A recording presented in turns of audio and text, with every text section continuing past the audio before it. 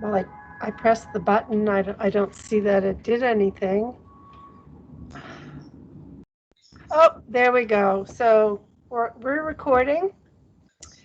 And welcome to Sonic 2, the follow-up event from Sonic 1, which was about it. Hold on, I gotta let somebody in.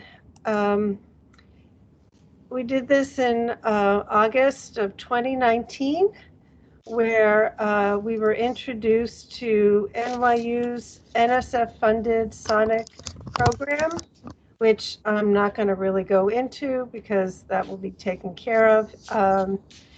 So after that event, we tried very, very hard to see if we could, I know it's not a real term, but censor up some of our city construction projects so that we could get some construction noise uh, into the system. We worked really hard. COVID hit, the budget hit, and somehow that MOU just, although it's a perfect MOU, by the way, and it's Yeah, beautiful. we may revisit that. Okay, well, No, that would, just as because as work rules come back to normal, I've got to make an inquiry, to management. So don't. That is not totally off the table. okay, well, thank, Your work on that was much appreciated. All okay. that legal work you did. Well, thank you. It was really something. It is the most beautiful, most perfect MOU ever written. And so what happened was we spent all this time, and while this was going on, the people at NYU created another piece of technology. So it seemed like a good idea to have them talk about it to us. And in another working group, which is called, used to be called Construction Demolition Waste, now it's called Urban Resource Recovery, we learned about the need to find upcycle uses for wind turbine blades, decommissioned wind turbine blades, which is definitely going to be hitting our area because we're putting up new wind farms. So, um, among the potential uses for wind turbine blades, because they have noise absorption capacity, um, we thought we would have Larry Banks talk about that because we have time to figure out how we could use these materials in noise absorption for construction projects. And that's kind of what we're going to do today. So Charles, who cannot get his image up, so he'll be a disembodied voice. He's going to go first and talk about the noise code, which is excellent. And then the folks from NYU, Graham and Charlie will talk about the new technology. We can't pass it around the room like we did last time, but you'll be able to see it. And then Larry will finish up talking about the noise absorption capacity of wind turbine blades and the potential for using them in construction applications. And this is a big option. It's going to require a lot of thought and imagination, but we have time on that one. So with that, I'm going to stop talking. And Charles, you're up. Yes. Okay. Thank you very much. So, Charlie, if I end a little bit early, then you can pick it up, right? Yeah, sure. Yeah. Okay. So, yeah, I'm going to, obviously, I know the speakers here all very well. I've emailed everybody, including Lawrence. So I'm speaking to the few people I don't know also. So my name is Charles Shamoon. I'm an attorney with New York City DEP. The Department of Environmental Protection is charged with development and enforcement of the New York City Noise Code and construction rules. Our team, which is mostly on this call, the direct team, Ms. Kelpin, Mr. Vaughn, Ms. Preston, and Sonny.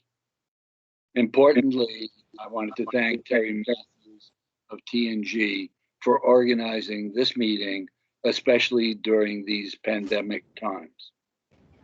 And I would also like to thank Isaac Menda of DOT. We did a little bit of work on the L train renovations, and it seemed to go pretty well. I've been down there a couple of times, and the community seems happy, and it's not congested and certainly not noisy now by any means. And Charlie Meidlars and Graham Dove, and I want to thank them. I know Charlie since probably 2015, and we've worked on various versions of Sonyc, and going on. And I want to thank Lawrence Bank from Georgia Tech with coming up with an alternative way of making noise barriers, which we promote very highly in the city, and especially reusable materials, because we don't want things to go to the landfill. And although, let me just say that we generally rely on plywood, it's very inexpensive in this area, and it has a great properties for noise abatement. So we rely on that for our barriers. You can see them all over the city. They're green. They have to be painted over. They don't like raw wood to be exposed. And it's good because when they put the thick paint on it, a lot of these things will be reused. They're stored at the yards of various contractors. They store various materials that we specifically mention in the rules, such as blankets. On 12th Street, with Isaac, and I was talking to the contractor, and I said, you need blankets here and here. And he said, yeah, they're going to send us 5 pallets of blankets in the next few days, and we'll hang them on the temporary fences that they put up. And it made a very big difference. I also find that communities, when you respond to their requirements, they and another great thing that Mr. Menda did, and Isaac, was to have renditions of the future stations placed over the barriers. And I've recommended this a few times. I know he knows about it. And I've recommended it several times to people on various projects. And it's really made a difference in the community when they can see what is going to be built in place of these barriers. So, whenever I get a chance, I recommend it. It's very good for the community. Now, we're all here basically to revisit our discussion about the innovative new project of NYU, an urban project called Sonyc, The Sounds of New York, performed by NYU CUSP. DEP support of NYU CUSP and Tandon Engineering. I started with them in 2013 with Luke, and we met several times then, and it moved on and it progressed. New York City agencies were asked to be partners with NYU Engineering to seek funding from the National Science Foundation. And we got to meet Dr. Corman and Dr. Sprinkle from the National Science Foundation, and we've emailed, and they seem happy with the project. Now, due to NYU's innovative and cutting-edge research, in 2015, the NSF grant of $4.6 million for NYU to study the use of self-developed, these are self-invented, by placing circuits together and coming up with a durable low-cost noise sensor to analyze noise. And also, and these are at many locations in the city. And New York City Sonic uses sensor technology to track sound, and artificial intelligence takes that sound and manipulates it, and it's able to identify the sound source. And this NYU research was covered extensively in the media, and in actually it's mentioned in books, and it provided it provides data to this agency, to DEP, and using corroborated complaints from 311 and this data, it seems to be useful. It certainly is useful to us. The NYU grant, also, we were talking earlier, has a great impact, and this was the original plan coming from the mayor's office, is to encourage schools to produce technology graduates. And this has had a great impact on the local tech economy by the yearly training of many public school teachers and hundreds of students each year. And it comes into the the tens of thousands by now since the program started. And NYU has a very substantial STEM Now program to mentor students with hands-on technology internships. And this was actually the original plan from years ago. The NYU speakers today, that's Charlie Meidlars and Graham Dove, have participated in training summer interns in STEM Now technology. Over time, this will have a significant impact on local technology economy.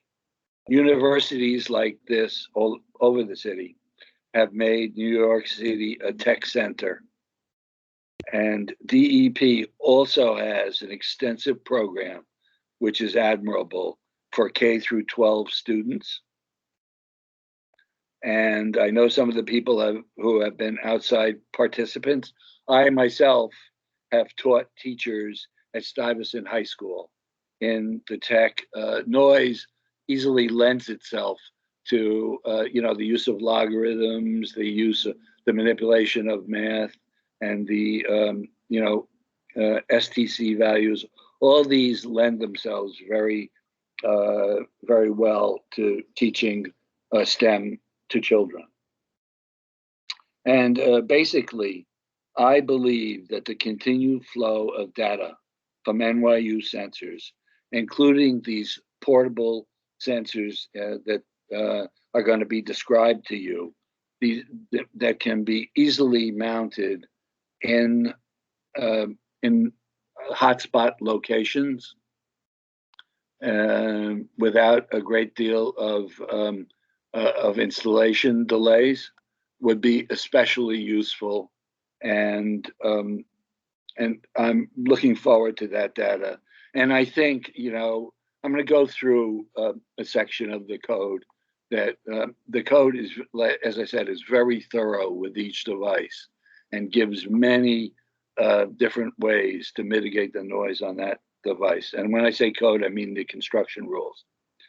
And I think that having this data and the subsequent mitigation methods get used and still getting the stream of data can be correlated, and there can be an optimization of the kind of mitigation factors that can be moved into a neighborhood and within the cure period, perhaps, and which will help contractors and it will help the DEP to relieve the situation. We all know that the economy is stagnant and we all want things to get back to normal. And I think that we can do our part by keeping this going.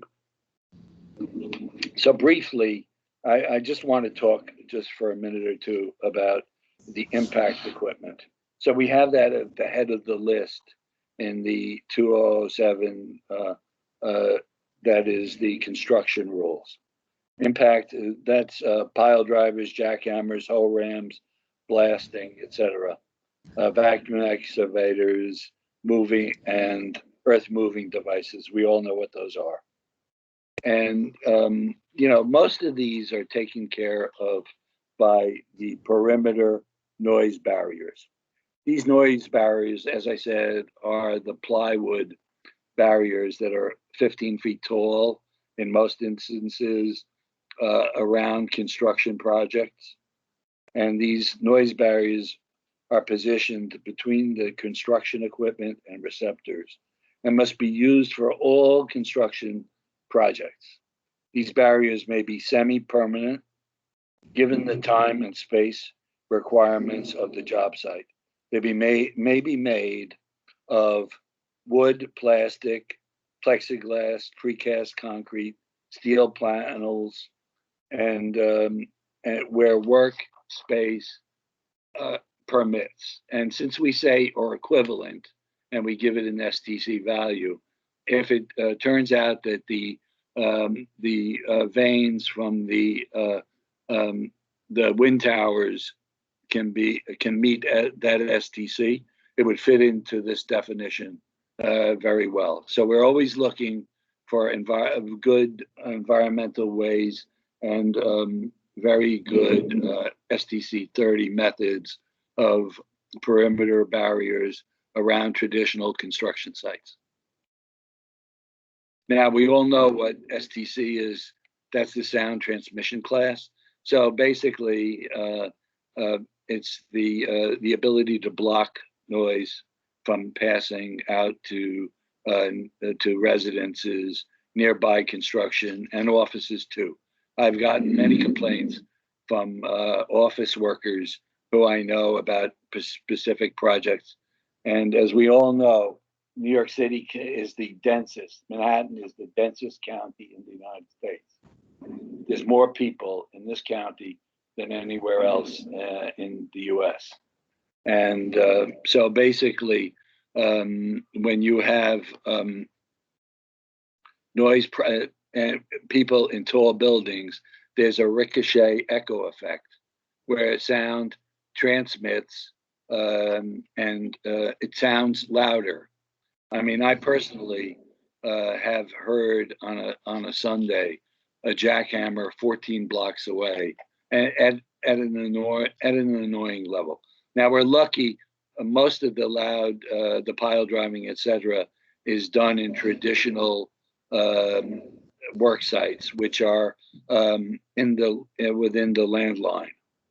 And then we have, since most of the infrastructure is in the street, we're still working on better ways to help with that infrastructure, and noise blanketing and using tools that pass the federal highway standards would be great, and we're continuing to work on that. And also noting that in the code it foresees that these barriers, these plywood barriers, have to be very secure against wind, because we're very much into safety, and we put that in the rules very often, where they have to be wind resistant and checked on. In other words, after the noisy part of the work is done, barriers are usually left up, and they are left up. They become security barriers, and they can follow building code regulations. So it's a bit different, but when it's there for noise terms, we want to make sure at all times and afterwards that these are secure, because as we all know, New York is a windy city. Now, also, there's a lot of, I've worked on a project in Staten Island by a very major utility, and these shield barriers. I worked with DDC on a shield barrier that is held up by a crane during pile driving. And this was a massive pile driving project, and basically abutting somebody's backyard. And the utility followed word for word what's in the rules, and they were able to make sure that they using the portable shield and the crane wrapped in blankets to make sure their next door neighbor, who is just over a residential fence, could still use their property. And that was taught me a lot. In other words, also the World Trade Center, we received a great compliment from one of the heads of construction of the World Trade Center. And we're going back a number of years, probably 2008. And he said that everything's in here. And we just went and shopped. We looked for alternatives, and we put this together. And I was down there when a Jersey barrier wall was created that was about 2,000 feet long in front of the World Trade Center property, with blankets on both sides. And it was quite unusually quiet. That's the effect of those materials that we specify. So basically, I just want to mention one other issue that to talk about is NIH, the National Institute of Health, gave an acknowledgement to DEP for the quieter backup alarms that we advise people to use that meet OSHA requirements. What they did is they polled all the DOTs around the country, and they found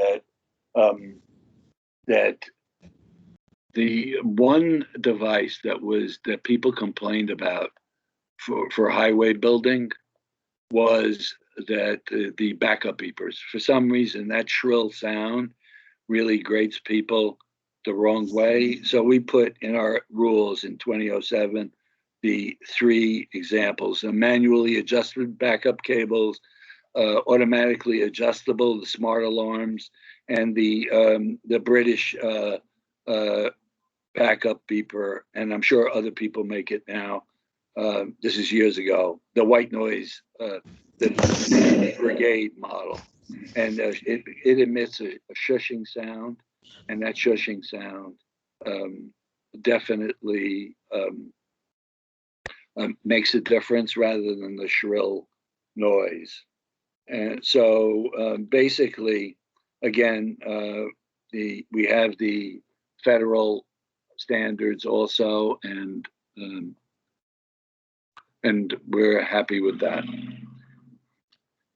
Okay, Charlie, again, I just want to reiterate one last point, is that we definitely believe that the data that has been useful to DEP, and that that these new sensors that can go in hotspots and and can send us information through the internet would be definitely helpful. And we feel that that the technology that NYU uses, including artificial intelligence, can help us with an optimization of the mitigation methods that are specified. And we're always looking for new mitigation methods. And we think that this will be a very good project going forward. Charlie, why don't you take it?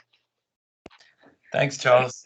Yes, we can't thank you in particular enough for you're our biggest cheerleader on the Sonyc projects. You have been for many years. It really helped us to integrate with the DEP, who are our most important agency partner. And yeah, we hope to continue doing this work and think about ways that we can just build technology that's more useful to the city, and like ultimately try and improve quality of life, which is kind of one of the longer term goals of the project. But I guess I can go into the presentation. I'm gonna share my screen. So we're academic, so we obviously have to show a bunch of slides, but I wanted to take everyone through just a recap on the Sonic project in general and the work we've done to date with our legacy network, with our kind of older generation of sensors that are still collecting data, and then introduce you to some of the projects that we've taken part in using the sensors that we've had deployed, some of the challenges we faced throughout that process, and then I'm going to introduce the new domestic sensors that we're transitioning to this year. So I'm joined by Graham Dove, who is a colleague on the project, and I try to keep this relatively brief, but just to recap on Sonic in general, the Sounds of New York City project is based around these kind of three core components. The main one I've been working on is the sensing aspects, where we've developed these low-cost noise sensors, deployed a number of them around the city, and they collect continuous data on noise. And we then feed that data from the sensor network into an analysis pipeline that we run on our backend servers, rather than just streaming tons of raw data to people. We wanted to kind of generate actionable data that's usable and has impact. And then we feed that data through to our actuation stage, which in this case is primarily the DEP. And we've been really lucky to have worked with a bunch of people within DEP, from enforcement officers to the Office of Information Technology, and to really try and produce output that is not just meaningless streams of data, but is actually data that can be used to help enforce the noise code and kind of improve the process. And without the actuation stage and the collaboration with the DEP, we'd just be a bunch of nerds collecting data, and it wouldn't really go much further than that. So we really wanted to make this a closed loop where we collect, analyze, process, share with our actuation partners, and then we have the ability to measure the impact of that actuation. That's quite an important stage where we want to kind of assess how different noise mitigation strategies have actually, how has that resulted in either less complaints or a reduction in overall noise levels.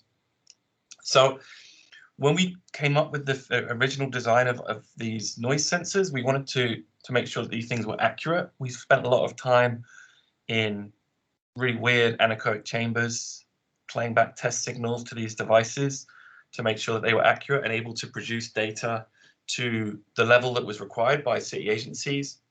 So this idea of type certification, so that there has to be a certain level of accuracy of the data that they generate. We don't want to just feed back lots of kind of questionable data. We want to make sure that you could trust the decibel levels that the sensors were producing. A key aspect that we wanted to push on for these sensors were that they were low cost. Now, back in the day, we talked about low cost sensors being the scalable solution, because if you can get a sensor that costs under $100, you can build a load of them and deploy a load of them around the city. In reality, we've kind of changed our idea of what the sensor costs, because it's not just the cost of the parts, it's the cost of deploying the thing, which is a key component in any sensor network, and it's something that I'll get to in a second. Another key factor is how resilient they are. We planned for this initial network to go up for years, so we had to build it to withstand the brutal conditions of New York City. You've got the freezing winters, very humid summers, and a ton of rain, and the wildlife, the birds that love to peck the microphone windshields and take dumps on our sensor. So we did spend a lot of effort making them very robust and able to just operate accurately just for years to collect data. So I mentioned how we calibrated the sensors. That this is the sensor being calibrated in the anechoic chamber at Cooper Union. We chose to employ some MEMS microphone technology, and this is an image on the right of the MEMS microphone that we use in our sensor. It's the same microphone tech that is used in smartphones, and that means they're very small, and a key component of them, or key characteristic, is that they're very resilient.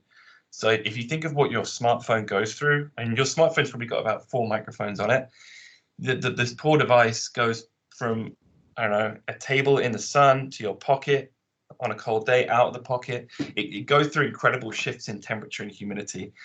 and they're built to withstand that. And I think that made it very applicable technology for this kind of sensing technology, this kind of sensor. Another thing that we have inside the sensor is a small quad-core computer, which enables us to do a fair amount of processing on the sensor. We got the parts cost down to around $85, just the cost of the bits to put it together. And it's a relatively small device. It definitely blends in when you see it deployed. And we built this custom microphone to make sure we could gather these accurate decibel levels. So a key aspect that we're very cognizant of and have been since before we deployed any of our sensors is the privacy concerns around doing this kind of noise monitoring. Now, we're a research institution. We're not out to capture any like nefarious data from the streets, but we really wanted to make sure that we weren't perceived as doing anything like that. So we take privacy very seriously. Beneath every sensor, we have a street level sign that explains what we're doing with a link to our frequently asked questions page. We also collect encrypted audio snippets, 10 seconds long, but then they're randomly spaced in time. So we kind of break up the continuity and the intelligibility of any potential conversations that might be picked up.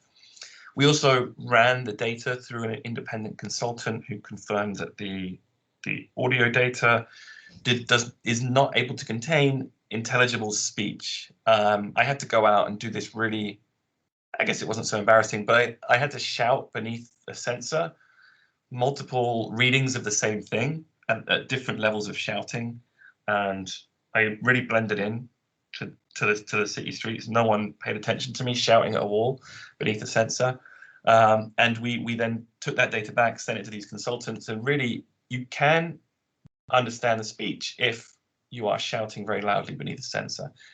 And the assumption there is if you're shouting, you're kind of you're not expecting privacy, but still the random snippets break up that continuity very well. And the key aspect of us having this fairly powerful computer within the sensor is that we can do a fair amount of edge processing. So we can extract useful features from the audio data on the sensor and not have to actually send back and transmit this audio data. So in terms of where we put these sensors to date, the map on the left shows where we have deployments. Deploying the sensors has been one of the most difficult aspects of the project. It's difficult to get permissions to deploy on NYU infrastructure or on city infrastructure. So the majority of our sensors have been deployed on NYU buildings where we have a relatively easier access. And we'd have done some work with business improvement districts where we've mounted on certain light poles. With those, they've since come down, and we've deployed on some DEP buildings as well, which has been great. It's given us a very diverse set of locations, but ultimately we're still clustered around certain areas. We'd like to be equally spaced around the city for kind of more diverse data collection, but it's very difficult to find places to deploy. But saying that, we've still deployed a decent number of sensors, 55 to date. It's probably more than that, thinking about it. We've had one mobile sensor, which was mounted on a DEP van, one of their sensing vans. We've been collecting data for 5 years. We've worked with 7 agencies and 3 business improvement districts. And we've collected a ton of data, like, to be honest, more than we can handle. But it's great to have such a huge data set to sample from and start to learn from. It's consecutively amounts to around 150 years of decibel data, 75 years of audio data, billions and millions of rows of decibel data and audio recordings. So we have worked with the DEP and other groups on different kind of mini projects, and one of the key things we wanted to do was to feed the data to the DEP and just work with them on how best it could be used internally and how it could be more useful for enforcement. And we were really happy when this project came about, which is this. What you're seeing here is a dashboard which was built by the OIT team in collaboration with the enforcement teams within DEP. And what you're seeing is a internal map of the city, obviously, with the locations of our sensors, which are these little kind of antenna-looking devices. And this feeds real-time data to the DEP in enforcement teams and allows them to also see complaints. So these red circles here are clusters of complaints.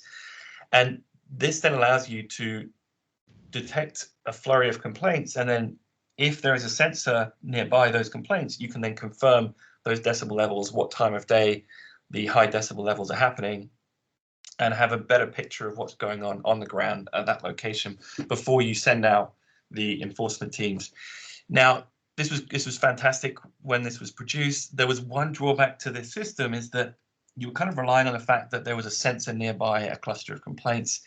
And typically that wasn't always the case. It's quite rare for that to happen, actually. So this kind of started us thinking about a different deployment strategy. So the deployments of the sensors in the early days were mainly driven by just data collection. We just wanted to collect lots of decibel data and lots of noise data to kind of to work with it and understand more about noise conditions.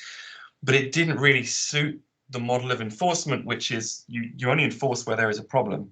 And so we started thinking about ways that we could deploy sensor networks where the noise actually is, like around construction projects or where the complainants are. But we're going to talk about that when we go into the Sonic Home discussion. So some projects that we did to kind of prove the efficacy of the Sonic sensor network. One such project, I'm going to just start presenting this. I don't know why I was doing it like that. Okay, so we focused on a construction project in downtown Brooklyn. 3 images at the top show the 3 different ways that we were capturing data from this construction project. So on the left, circled in blue, you've got one of our static Sonic sensors, which is deployed actually on the side of a DEP, the DEP downtown Brooklyn office. And this was a long time ago, because that construction project is now pretty much finished. But we started monitoring when the project was down, probably on the first floor level. In the center image, this is the mobile deployment sensor. So this is mounted, this yellow pole is mounted to a DEP sensing van, and then we've got a Sonic sensor mounted to that for more short-term monitoring at more localized positions. And then on the right, we've got a DEP inspector and fantastic Krish doing a more kind of spot measurement of the noise conditions around that site. So we wanted to kind of just give an example of what we can do with the data. So first of all, what you get from the Sonic sensors is long-term data. It's very longitudinal. The sensors go up and they just collect data continuously. So what you're seeing here on the plot is just a day's worth of data from 6 a.m. to 10 p.m. And you can see that, you know, we obviously have more data from this location. We have years of data now, but you can drill down into how the noise conditions are over short or long periods of time. So first of all, we know the noise code says that you cannot do construction outside the hours of 7 a.m. and 6 p.m. So you've got this kind of green allowed period. Of course, if you have an after hours variance, you can do work outside of this period. But what we saw with the sensor data is we saw raised levels after hours. From around 7:30, we saw some jumps in decibel levels, and we saw that sustaining for a number of hours, which suggests that it was construction noise. So that's something we could spot straight away. After some digging, we found, of course, that the construction project had a variance issued for 13 days, allowing them to do 6 p.m. to 3 a.m. construction for the bargain cost of $1,500. So it was interesting that we could pull that data and confirm that this site was, in fact, not necessarily in compliance with the noise code, but at least they had a variance. But it kind of gives you a reason to maybe pay attention to this site. So with the van-mounted sensor, we could go right up to the side of the site within 50 feet of the barrier and take measurements there. And you'll see this raised level because the sensor on the left is probably about 300 feet from the site, whereas the van is about 50 feet. And that enables us to get a more focused look at the data from that site, at the noise levels. So the van could be parked up for a number of days or just a short period of time to get some measurements. And then on this star, you can see there, which is the DEP measurement, which is worth noting that this is the only enforceable measurement. So a ticket could only be issued if you're going to be having a DEP inspector trained with a DEP meter. But just to show you the range of different types of measurements that could be taken. Yes, was that a question? I literally just got an email from the woman the first lease I put an application in for, a really nice renovated apartment, that saying she has the exact same apartment not available on another floor of that apartment. So on the 11 Hoyt construction. I guess I should live in the East Village. I guess I shouldn't do that. So I should just finish what I agreed to this morning. But I don't know. It's been a huge construction project, and it is surrounded by a lot of residential, and it's taken a number of years. But I think this has been a really good case to show how the data can be collected over long periods of time, and these kind of outliers and anomalies can be like flagged up. So something worth mentioning. Honestly, at this point, I'm so frustrated with it. I just want to like leave New York City because I just don't want to deal with these burgers anymore. So I'm aware that my head's not on straight, and I'm super angry about it. But I think I've had enough bad situations in Manhattan recently that I should just go to Long Island City for a year and then try to move it again next year. Sounds like a good idea. So one thing that we've learned throughout the process with these sensors, and that is that we have enough dependencies. I don't know. It's just the landlord guy, so the woman apparently who I met, she has like no memory, and I talked to her son. You know, he's like, they typically raise around $20 to $30. Hello. Is anyone else hearing that? I think we're having a private conversation somehow in this. So if everybody could turn off their speakers, that'd be great. And we'll continue. It sounds like a cross line. Okay, cool. I'm going to jump back in. So one thing we learned was that we had a bunch of dependencies. So we relied on power to be present to deploy our sensor. We also required connectivity via Wi-Fi or Ethernet for these sensors. We also needed to be mounted to something greater than 15 feet high to reduce the chance of vandalism, for example, light poles. And then also we had taken this deployment approach, which was more top-down. We kind of focused on it from the aspect of a research team and also from the DEP, but we have been rethinking that recently to maybe make a more bottom-up approach and have deployments driven by the residents who have issues. So the first approach to this we took is we partnered up with a group in Red Hook who had an issue with trucking. And I don't know if any of you have been to Van Brunt Street in Red Hook. It's a really sweet street. It's residential and it's got some small shops. It's very nice and it seems like a very quiet place until you hear these giant articulated trucks rolling through. And they use this street as it's a bit of a rat run off the BQE when the BQE snarls up. But also there's a lot of last mile warehousing in this area.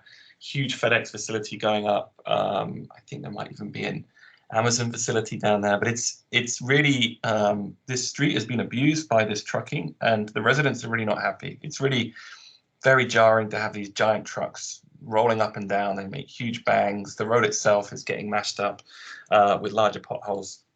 So what we did here was we focused our deployments rather than going up on poles or existing infrastructure. We focused on the people who live along the street, and we deployed our noise sensors in their homes and on their businesses to monitor the problem where it actually was. And we worked with these residents to try and find out where these issues were happening and what impact they were having.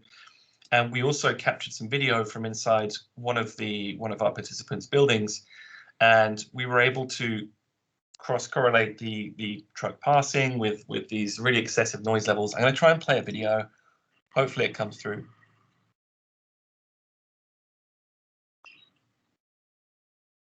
I mean, that's pretty short, but what you're seeing overlaid there is the decibel levels from our sensor, which is it's really hard to see, but it's just poking out just there, if you can see my mouse. And we generated this data because there was, so this is actually the data we generated. So we have the decibel levels on the y-axis, and on the x we have the background level at that location. It's a pretty quiet part of New York, 60 decibels average. And then we were able to isolate truck pass-bys from the data we collected, and we were then seeing average levels of over 80 decibels. So a 20 dB increase from ambient, it's incredibly jarring. That's really quite noisy. And we were even seeing truck pass-bys hitting up into the very, very close to 100 decibels, which is very noisy. And these trucks are running through 24/7. Like this, the need for people in New York to have Amazon Prime Now delivery within 2 hours means that these trucks are going to keep coming. So the residents really weren't happy with this. They were pushing for a resolution through to their community board that this route should be changed. It should be banned for trucks, and it should be changed so that the trucks could enter and leave Red Hook to get to their depots, but through a different route and not down this nice residential street. So we created a data package for them, which consisted of some of the plots I've shown you and those videos.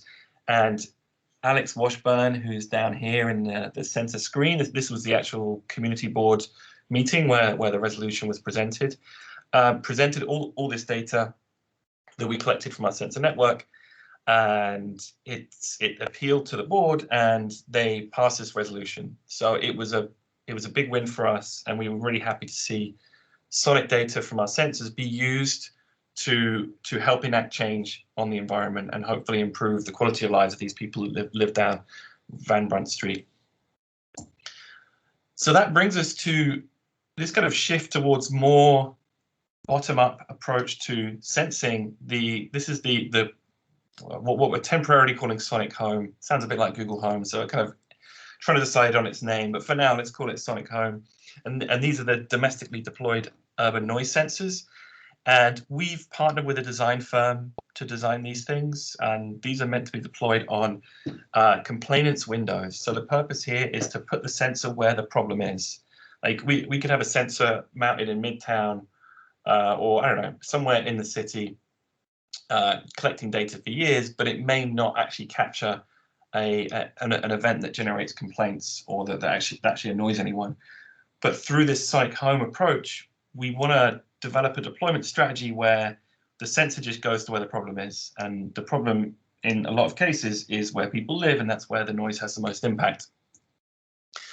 So you're seeing the sensor now from the inside. It's mounted on a complainant's window facing the noise source on the outside of the glass.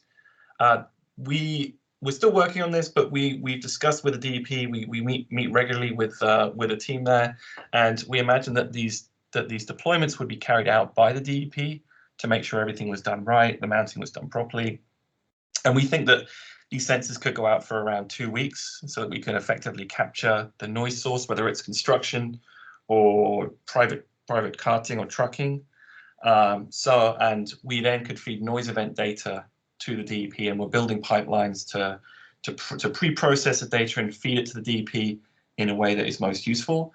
We don't know how that's going to look yet, but we can make it more useful by, for example, feeding the schedule of when the noise reaches certain levels, right? If it's private carting, we could send back patterns of when it might be best to go and enforce and actually take an enforceable measurement from that location.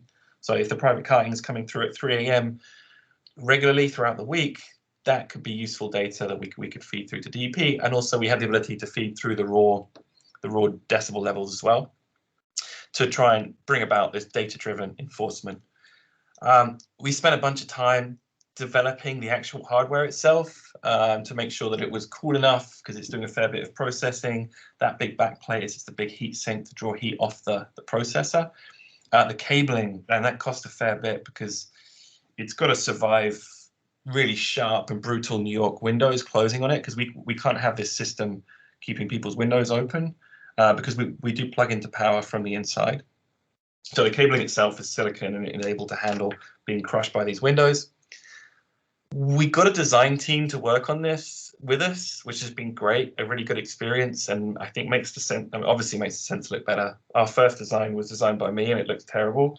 But you know, you got to start somewhere, and we thought that this one, as it's being domestically deployed, needs to have a more finesse and look a lot nicer. And it's very sleek, and it does kind of fit nicely on people's windows. This is a close-up of the device. I've got a couple here, so I can like do a virtual hand around and show different bits of it if people want to see it. And that's it mounted on the window exterior. So I'm going to pass to Graham to talk about some of the user interaction aspects. Thank you, Charlie. Can you step back 2 slides, please? Yes. Oh, sorry. Yeah. There's more. Cool. Okay. Right. Yeah, no, that's good. That's fine. Okay. And then you can be my glamorous assistant. And Thank you. when I say next, just click through. Cool. So picking up from, can you hear me okay? Is the level good? Yep. Cool. Okay.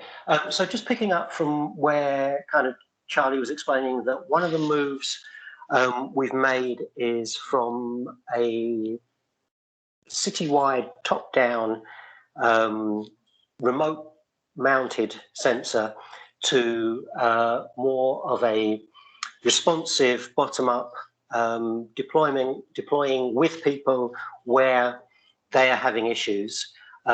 One of the things we get from that is the realization that there are people much more closely involved within the loop. And we're trying to make use of that, to utilize that, and to gain information during deployments from the participant, from the person who is suffering from the noise problems. So with that in mind, we have been designing some prototype user interfaces for the sensor itself, which is kind of a first, because really up to now they've always been just a box stuck on a pole or on the outside of a building, passively collecting data. So now we're trying to make a more interactive model. And so we're looking at things like how to show the data to users so that it's useful for them. So on this slide we have 3 screens, and in the middle screen we're showing how we're going to break down the patterns of noise, say for the last 30 minutes or perhaps an hour, showing measures of ambient background level and peak levels, and then graphs of how that's changed over time. And don't take any notice of the numbers on these screens. These really are just design prototypes. But in addition to the data that's collected about the noise as it is outside, we're also interested in the context in which that noise is happening. So so what the user is trying to do, you know, what the noise type is, how long it's been going on, where it's been happening now.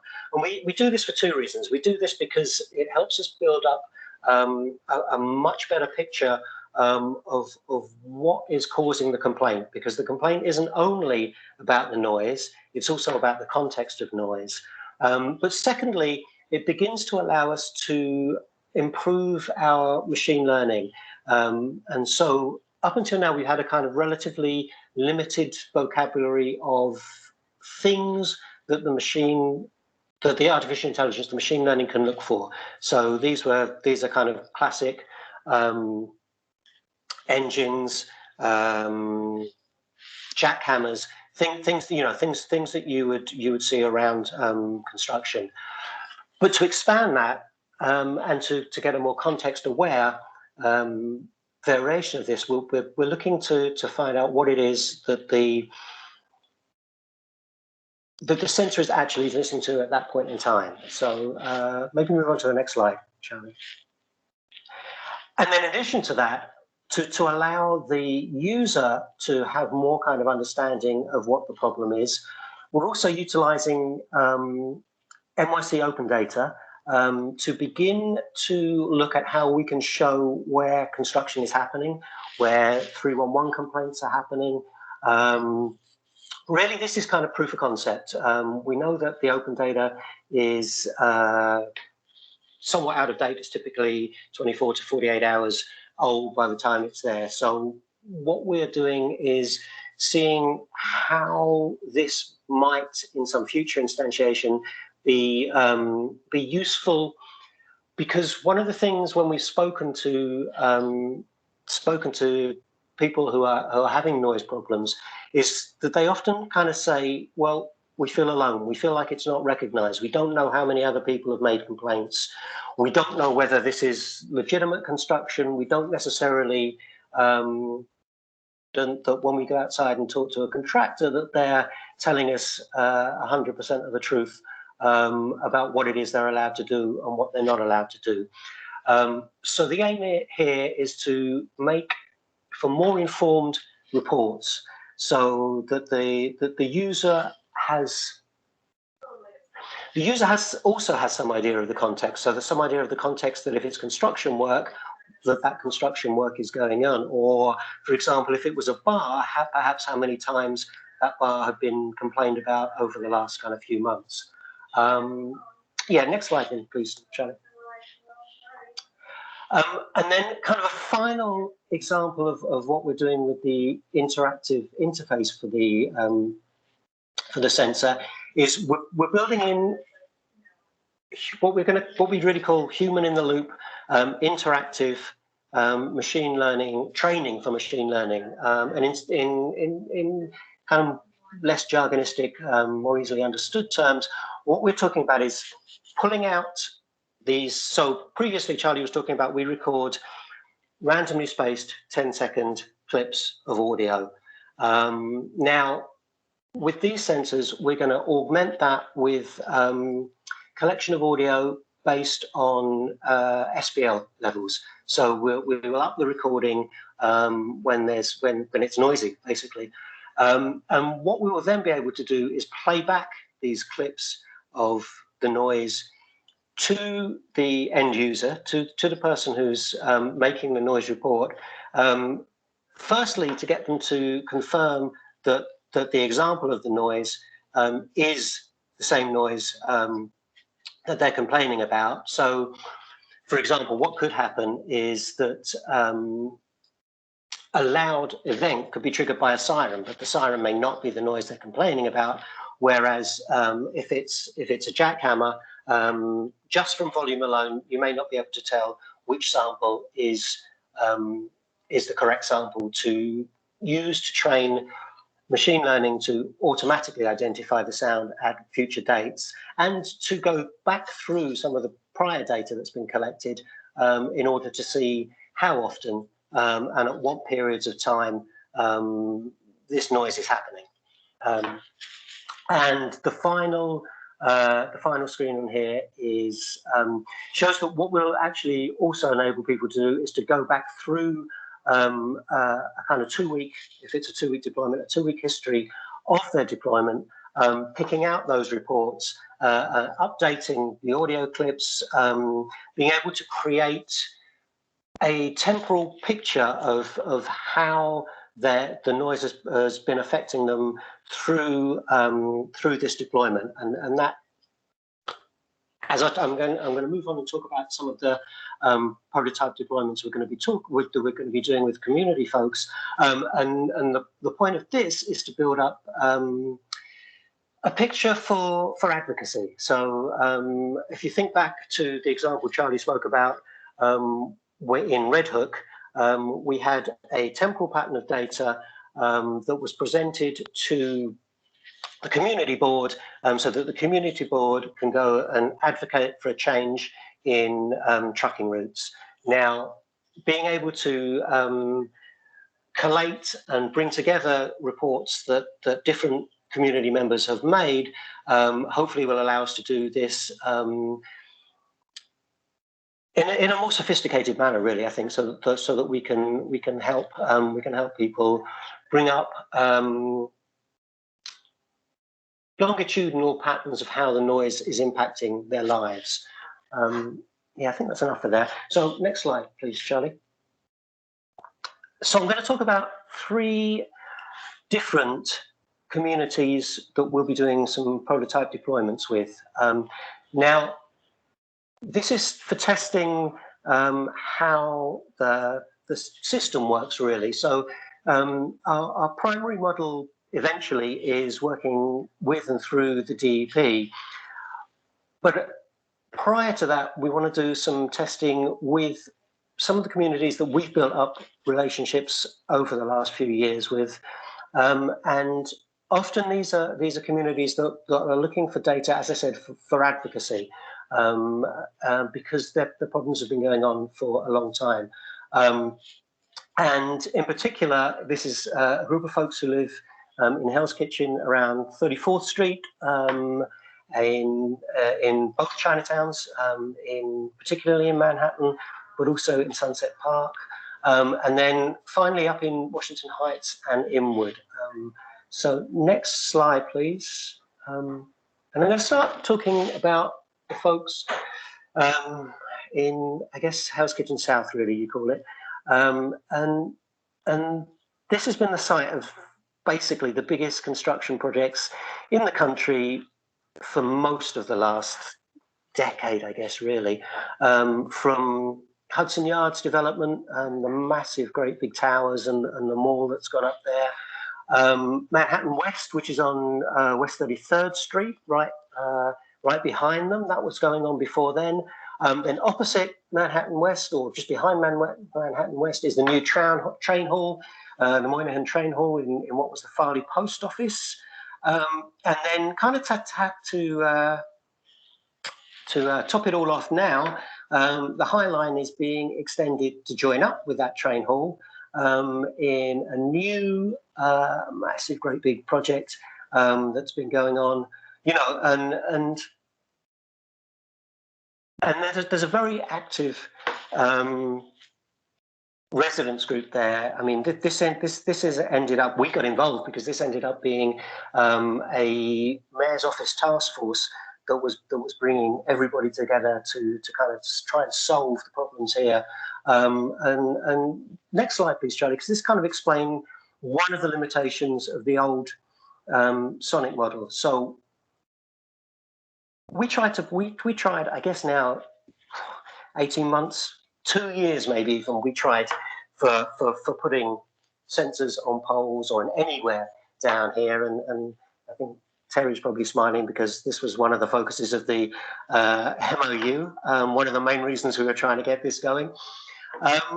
We identified, I don't know, 20 possible street poles around the location. But unfortunately, for various reasons, they didn't pan out. We looked at building roofs, and then primarily for connectivity reasons, they didn't pan out. And so we were kind of stuck with this dead end of not being able to either find power or find enough connectivity so that we could have sensors. So now, hopefully, in the next month or so, we should be doing our first deployments of the new domestic sensors, which get over that problem by taking power from the residents and using cell connectivity for transferring data. And so we're kind of like super hopeful now that we can begin to collect data about what's going on there now. And as I say, I mean, some of the situation there was eased up after the task force and as a side effect of the pandemic as well. But from my latest conversations with people down there, it seems that the work that's going on around the train hall and the High Line extension means that they seem to be getting back to square one. So yeah, that's number one on our community-driven deployment. So next slide, please, Charlie. So another. Actually, no. This is a kind of super positive story from Sonyc 1, from the first town and gown, where we met Yilin, who I think is in the audience again today, from the Center for the Study of Asian American Health at NYU Langone. And NYU being NYU, it's so big and all over the shop that it takes something like a town and gown event for different parts of the university system to find out, oh, actually, we're working on super similar things, and maybe we should work together.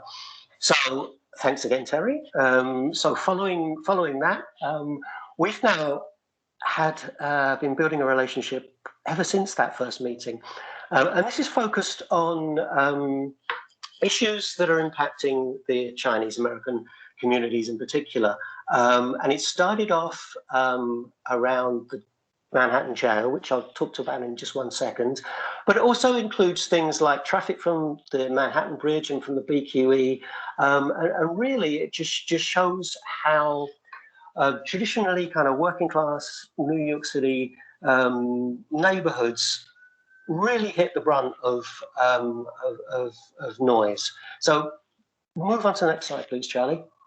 And this is evidence in a massive way by the work that is apparently now actually starting on the reconstruction of the Manhattan jail, which is right in the heart of Chinatown, and smack bang, literally next door to senior housing, the Chungpak senior housing,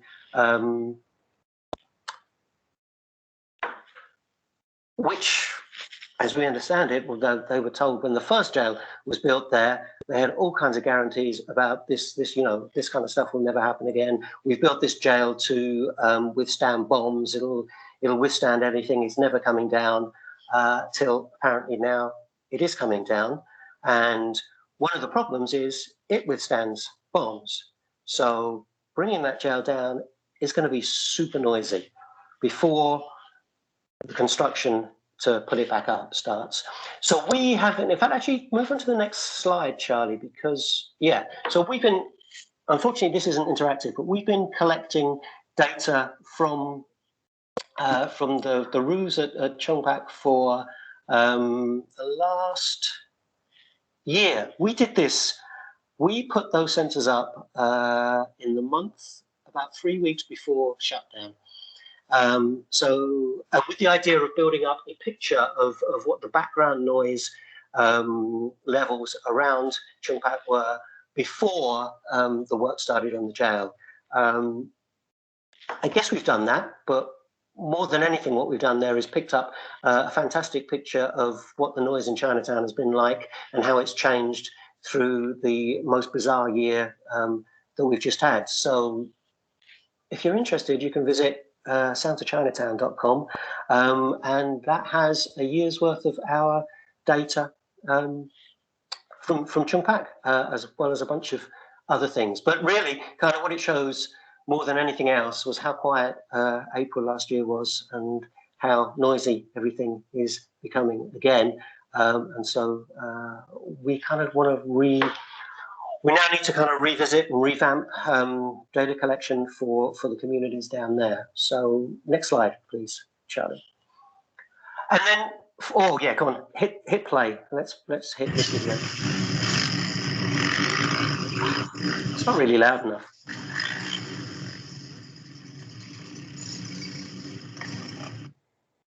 So that should be super loud. And this is an indication of how this technology may move beyond things like construction into other areas. And in some of the folks up in Washington Heights and inward reached out to us at the end of last summer about the issues, particularly they've been having with fireworks. And as this video shows, with the bikes and the ATVs, and with engines that have been modified to sound like gunshot, and generally with street music and parties. And here we're going to be doing some test deployments in a number of locations to build up some data collection as this summer kind of builds up, looking at the same times through June, July, that they had such big problems last year. Because this is another instance where there's a task force being put together, and I'm sure there are plenty of people in the audience who are aware of the priority that this kind of noise is currently being given. And so, you know, here we're looking to collect longitudinal data for advocacy, and then really, just as evidence of this, so kind of for the next slide, and this is the last thing I'm going to say. So one more time. And this isn't, I haven't put these on here as a criticism of any of the agencies or of 311 or anything like that, but just to reflect the conversations that we have. Typically, by the time people reach out to us, they're fairly kind of desperate, and they've had, as they say, frustration with going through the motions of calling 311 and thinking that that nothing is really happening with it. And in both cases, from the folks down on 34th Street and from the folks up in Washington Heights, they end up going the full range of creating citywide task forces to bring all the agencies together. And I guess I'm put these in here to say one of the things we want to do is explore ways to interject into these problems before they reach the stage that they do. And we think that this is one of the things that a more easily deployed sensor might be able to do. And that's kind of it for me. Charlie, we have some questions. Yeah, so this is kind of our questions that we're throwing out. And I think the first question really picks up from our experience with communities who, for whatever reason, feel like 311 isn't necessarily serving them fantastically. So how can we bridge this gap? How can we use technology to help bridge the gap between reporting problems and mitigating problems, I guess. But I feel it's more complicated than that, but we're kind of throwing it out there as that way. What other use cases are there for sensing? Just as a kind of side note, we are beginning to investigate projects where we're going to be looking at air quality alongside noise, because we think that the two issues are very closely linked, often coming from the same sources, and we're interested in how knowledge of one can inform understanding of the other. And as always, we really want to know more about successful engagement with the agencies. You know, you can tell from Charlie and I that both our accents, we're not native New Yorkers. We're both from the UK. We want to know how things work here. It's really useful for us to kind of may I comment? What's going on. Jump in, yes, please, Charlie. Okay. Basically, those ATVs in Inwood, what happened was the NYPD got involved, and in other words, they were taking, those kids were taking advantage of empty streets, and they were running up to the Bronx and doing what they do. I've seen similar things, you know, dangerous maneuvers, wheelies, etc. And what happened was, from my understanding, is NYPD actually deployed helicopters, and I'll send you an article that I'm basing this on. and they deployed helicopters that followed the ATVs to where they come from, and those motorcycles, and they were able to, under certain rules, the NYPD has the authority. DEP does not, of course. So it has the authority to seize vehicles, and they seized all those vehicles, and they, from what the article says, they demolished them with bulldozers. So, in other words, it's, our inspectors are not trained peace officers, and there's a little bit of a separation. And also, I would say that COVID and had a lot of issues, changed the normal responses to things. And what we are looking at is license plate recognition. And I've been working with vendors in Taiwan and with vendors in France, and basically in New York City, I know that NYU has a privacy policy about certain video, but the installation of red light cameras all over the city. I'll send you articles on that, where license plate recognition. In other words, if you use the public streets, and I've talked to lawyers at NYU. I've dealt with them on both sides, sometimes in contention and sometimes as colleagues.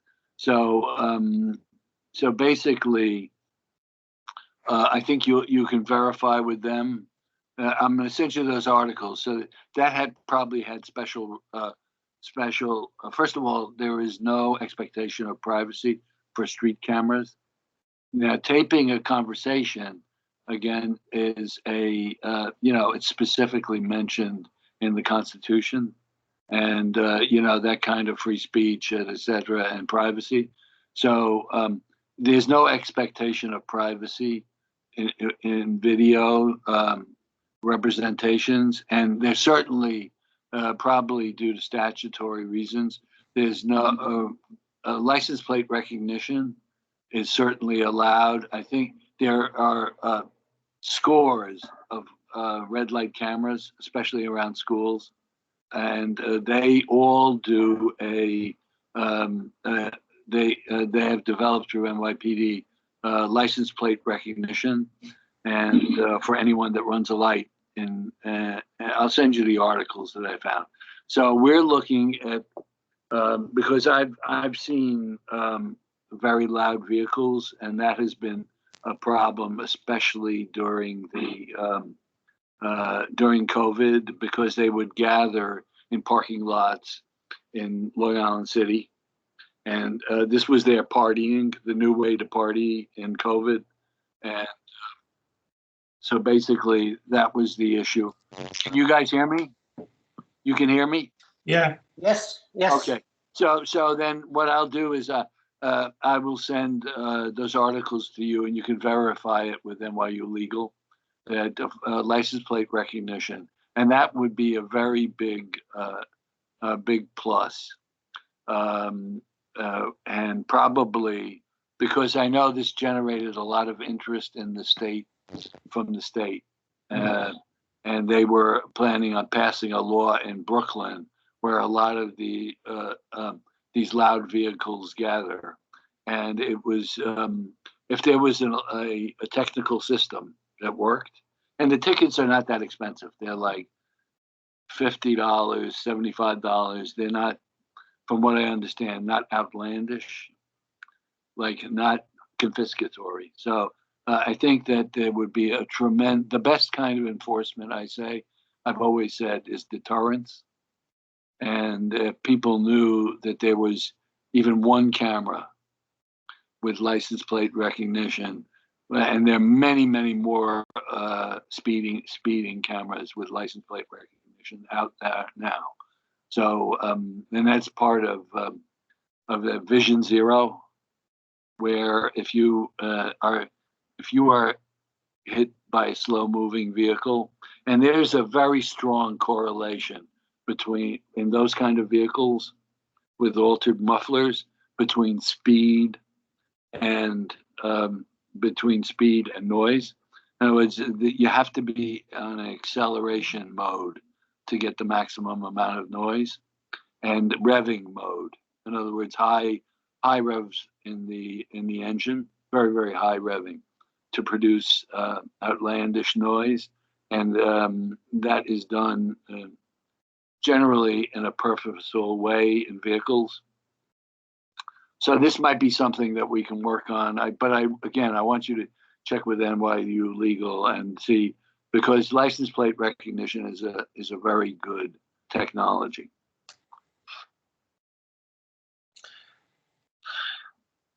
Thanks, Charles. Yeah, no, super helpful. And just to reiterate, definitely no criticism intended. It was we use these cases to show how intractable the problem can be, and hopefully that we can interject in some way to provide useful data, useful insight at an earlier stage than it's kind of currently happening. Terry, I think that's kind of Charlie and I done. Are we doing questions now, or all questions at the end? Well, I think I'm on. It's 2:24. We could save up all the questions. I've indicated you can put them in the chat and we can go back. I think there's one question from earlier. Would you be able to send me this presentation document? Because yes. Because the last two questions seem very town and gowny. You know, we're going to be focusing. I don't know if you can hear this. I'm getting all these Teams messages from something I was supposed to attend. Workplace violence prevention. Anyway, when it comes to construction, you know, town and gown is construction, right?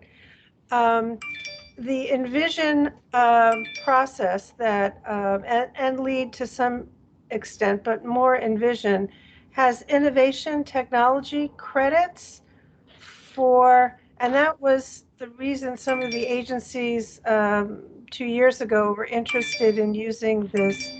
I don't know how to make it stop. I really don't.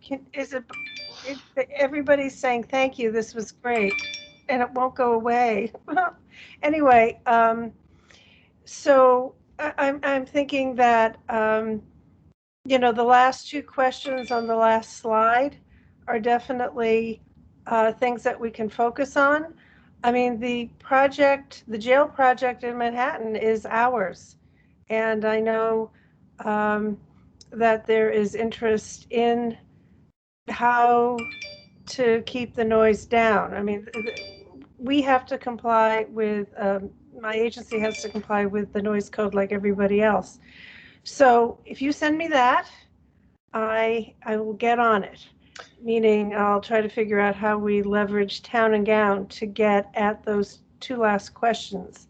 Okay? So, yeah, we're happy to share this. And I think on those two questions, it's something that the recently the Mayor's Office of the CTO released this IoT framework document that is really relevant to this, and it has sections that talk about the adoption of IoT by different agencies, and I think it's a really important topic, especially for us, because thanks to Charlie Shamoon, we kind of over the years we kind of worked our way into DEP, for example, and it took us a long time to get to the point where we were working with the people who could help us kind of integrate this technology. And I think we're very reliant on the relationships that we've built up. You know, if a person leaves from within an agency, we kind of have to go back to square one and kind of work our way back up to the same kind of working relationship. So I think town and gown is key for that,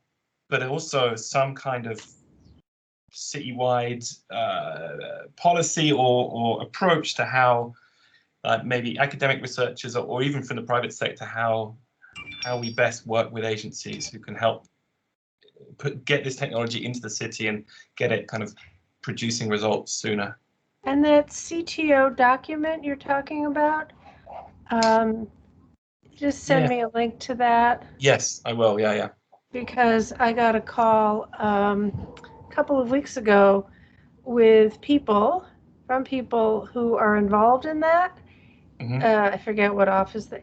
Just so you know, the problems you have keeping track of where everybody is something that it's part of my job. And I know they're looking to drive 2021. Must be these. So thank you. We'll get working on that because that's sort of a ongoing issue of our side of the equation. Okay. So I will do that. Thank you for giving me something to do. I'm sorry. No. It's an interesting thing to try to solve because it's all going to change. We're going to have a new administration, and if you think, over the last years trying to keep track of people, it's going to happen all over again. And I've already done it once. So enough said on that. I think we could move to Larry, if you're ready, for the exciting other technology, which is, new materials for noise absorption on construction projects. Which, oh, by the way, Charles, the fact that the contractors keep the materials in a lot, I was wondering about that, and it's good to know that they do that because, Larry, are you here? Yep, I'm here. Okay. Ready to go.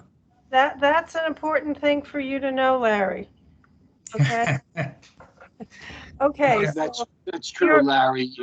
Larry, if those any kind of mitigation devices, people rent quieter tools. They rent all kinds of things because they plug into projects, and these reusable items they will store at their yards and then just send them to the next site. It's very organized. Okay, yeah, thanks. And that's a good piece of information to have. Larry, you're up. Okay, let me just share my screen.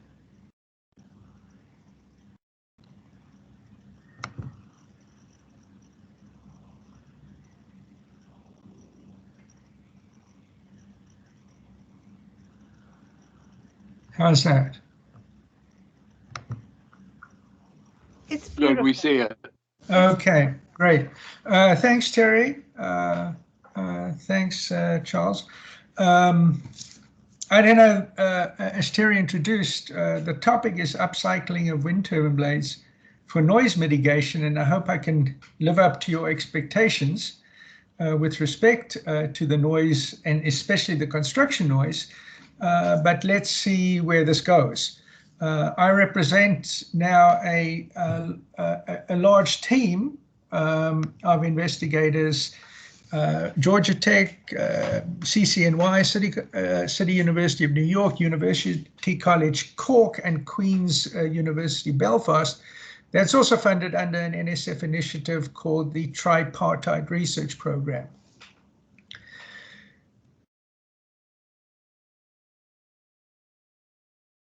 I'll keep moving along. Sometimes the slides take a little time to move along. The Tripartite Research Program was established in 1998, actually, as part of the Good Friday Agreements to encourage cooperative research between researchers in the United States, the Republic of Ireland, and Northern Ireland. I think this happened last time, Terry. I just can't.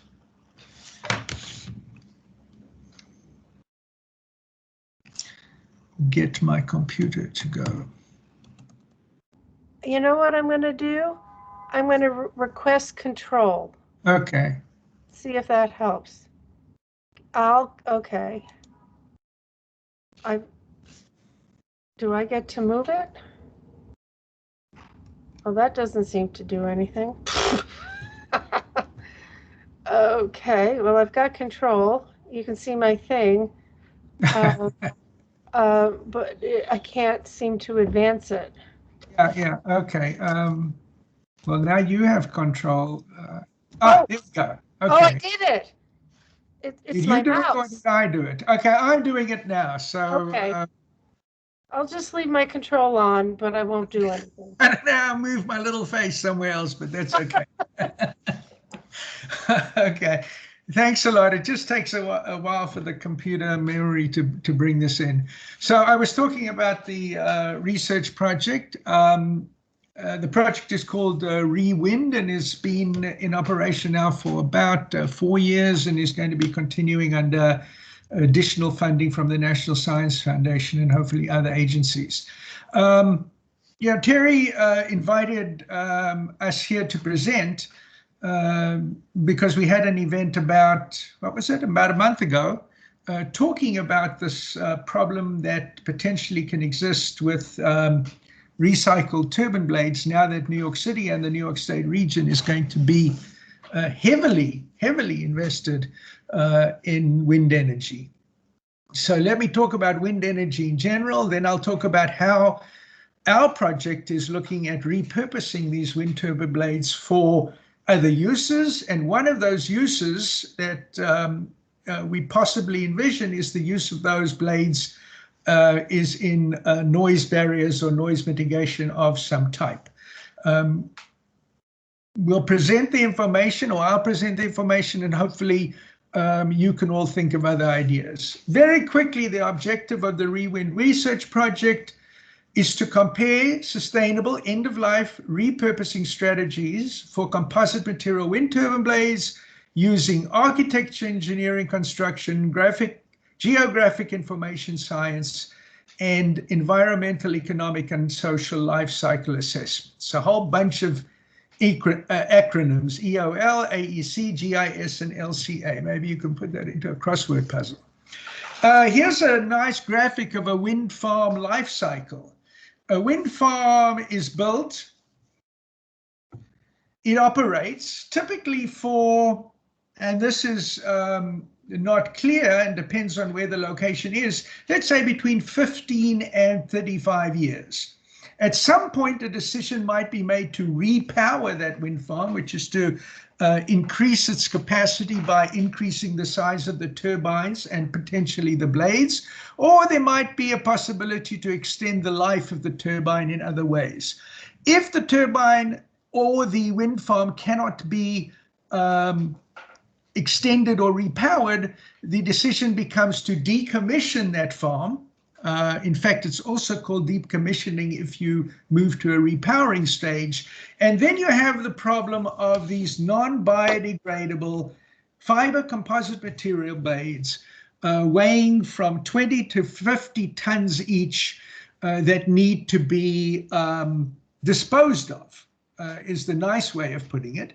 And the end-of-life options go down from the most favorable environmentally to the least favorable environmentally, from reselling the turbine or the parts and reusing them somewhere else, repurposing the parts of the turbine and using them in other structures. In our project, we're only concerned with the blades. Most of the turbine can be recycled. 85%, which is concrete and steel, can be recycled. But the 15% that belongs to the blades has very limited opportunities for recycling. There is a possibility to recover the materials in some way by grinding and shredding it and using it as a filler, or to recover fibers by pyrolysis or solvolysis, in other words, getting rid of the resin and saving the fiber.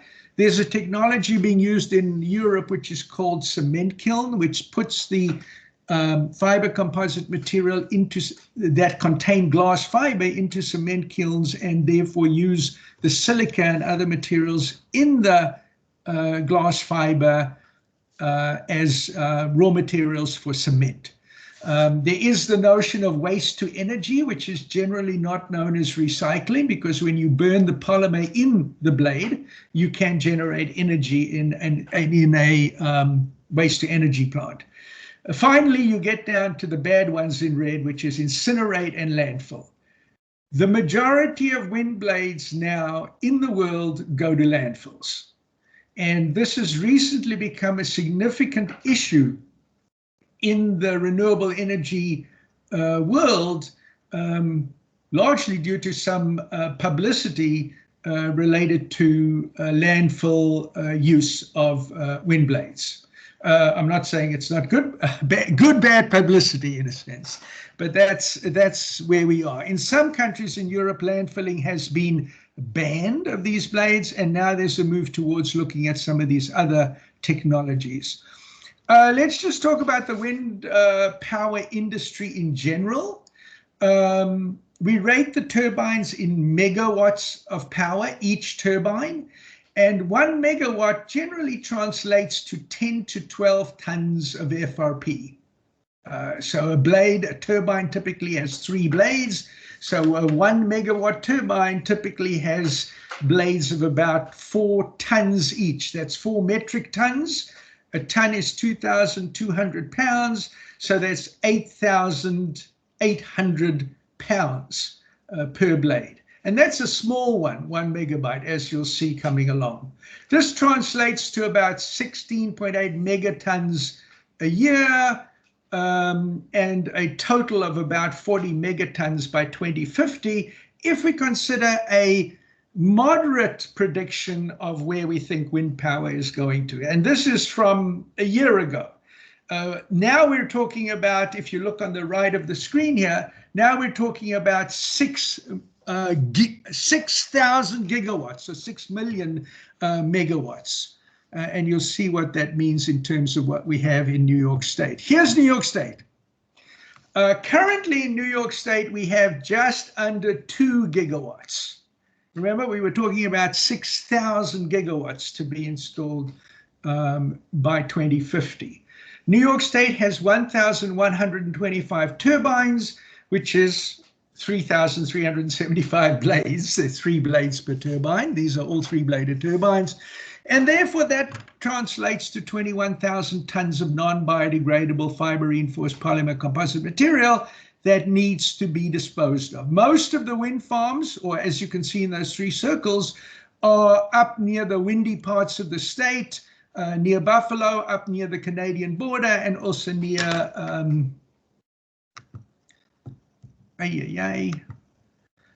also near Lake Erie up at the top. The total US capacity in wind power is now 111 gigawatts. So New York has a very small part of the wind power puzzle in capacity in the country at the moment. Just to give you an example of the size of these blades, here's a 40.5 meter long blade, and this is the farm at one of those, a blade at one of the farms up in Maple Ridge in Lowville. And this is a 1.65 megawatt turbine, so that's 16 tons for 3 blades, which translates to 5.5 tons each. Here's my colleague Ardavan Yazdanbaksh walking next to the blade, and you can see comparatively the size of these. They look quite small when they're up on the turbines, but these are actually very large fiber composite material structures. But 40.5 is a very small blade. So here what we're talking about is the situation in New York. You might know that the governor has committed to 70% renewable energy by 2030. Which according to my calendar is only 8 and a bit years from now. At the moment, New York generates about 4 to 4.5% of its energy from wind power. Mostly from natural gas. So we're going to have to replace that natural gas of 37% by some other form of renewable energy. And this counts nuclear as renewable energy. In other words, it's not carbon producing for the atmosphere. However, as we know, nuclear also has its own problems. So we've got quite a challenge to get to 70% renewable in the next 8 years. How are we going to do this? So one of the ways we're going to do this, you might have heard President Biden's new statements related to renewable energy and the new infrastructure bill. But the thinking is we're going to install 30 gigawatts of offshore wind power by 2030. New York is slated to get 9 gigawatts of that. Remember, I said at the moment, New York has only 2 gigawatts of wind power. So New York is intending to install 9 gigawatts of energy right near New York City and definitely near Long Island. So right down in our neighborhood, not near, the Canadian border up there. And the expected length of these blades is going to be about 110 meters long. That's much longer than a football field, and expected to be 12 to 15 gigawatts. These are the new turbines that are coming. New York State through NYSERDA has already given contracts out for 4.3 gigawatts in 2018 and 2020. So this is well on its way. This is what the new turbine blades are going to look like. There are only 3 producers of very large blades at the moment. Or in fact, most blades in the world have been consolidated. There are actually more. There's Chinese producers that are not included here. The GE Halide turbine is a 12 megawatt turbine, came out in about 2018, 2019, which is a generation in wind turbines. That blade is 107 meters long. You can see the gentleman walking here just for a scale. The most recent or next most recent entry into the field is Siemens Gamesa, who has now announced a 15 megawatt turbine with a blade of 108 meters. They've already got some contracts in the US. They've got a contract with Dominion Energy for Virginia offshore wind.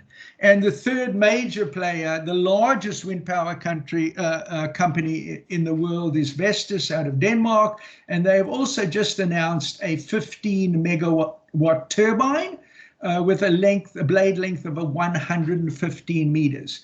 Remember, we said that 10 tons per megawatt. So we're talking about 45 tons, exactly 50 tons a blade. So what does a blade look like? Blades are hollow. They're made out of primarily fiberglass. There is some carbon fiber, and they're essentially an airfoil, the same kind of airfoil that traditionally has been used on airplanes or other vehicles that have rotating blades. They are thin-skinned, very thin-skinned, and they have an internal structure which consists of a what we call spar cap, which is the main load carrying element, and webs which support the internal structure. This is from a nearly 50-meter blade, and this is in the lab at Georgia Tech. So when we talk about repurposing, we're talking about working with actual blades, and that's what we're doing in our projects. It's reasonably easy to imagine how you could repurpose and use blades. It's much more difficult when you actually start to try and work with them and understand what their materials and dimensions really are. If you repurpose, you model. So the early part of this work was conducted by a student of mine, Franco Arias, at City College, and this is what you can imagine doing. You build a graphical model of the blade, which corresponds exactly to the shape of the blade. And we do that by taking LiDAR scanned images of the blade and building the model. And then you can, what we call slice and dice. Then you can cut it up into different pieces that you can potentially use for other products as infrastructure. You can see here, if we're thinking about construction walls, we have large segments that can be used as walls for, say, construction. We also have various other segments that can be used for other things, and you know the imagination is what drives this activity at the moment.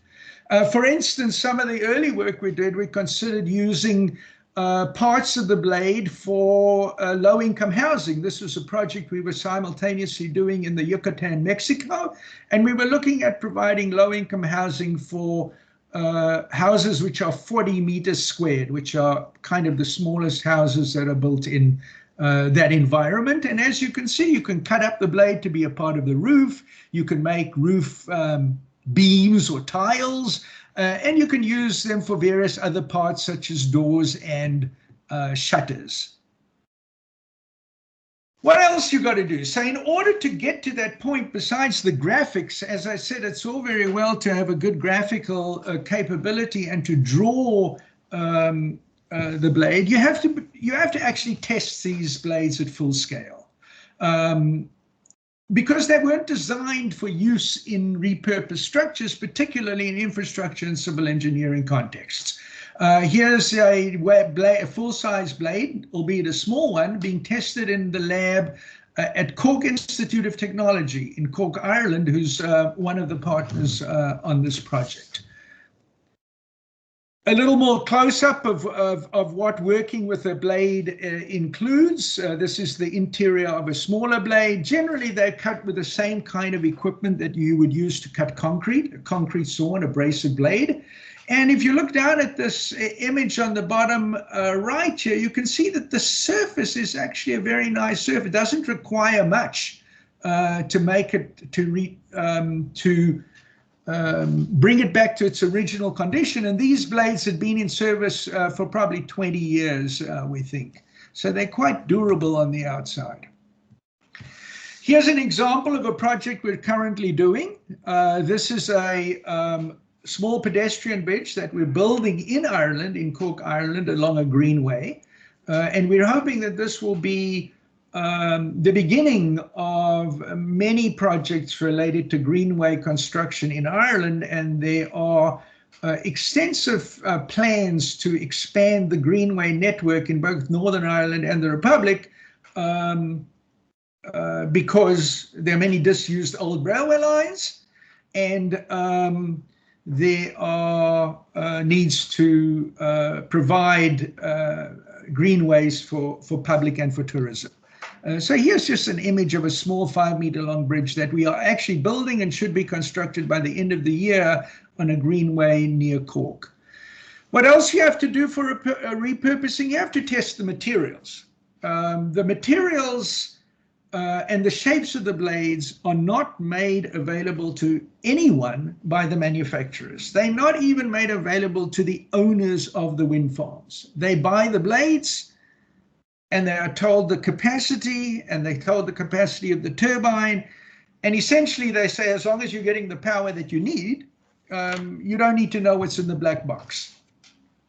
But in order for us to reuse or repurpose these structures, we have to do extensive testing of the materials from actual blades. I would remark that you don't have to test every blade, but you can test pieces from a group of blades, a family of blades, that you would intend to reuse. This is some work by graduate student Amar Al-Shanak in Georgia Tech, who's, as you can see, doing some quite sophisticated testing of the materials from the blades.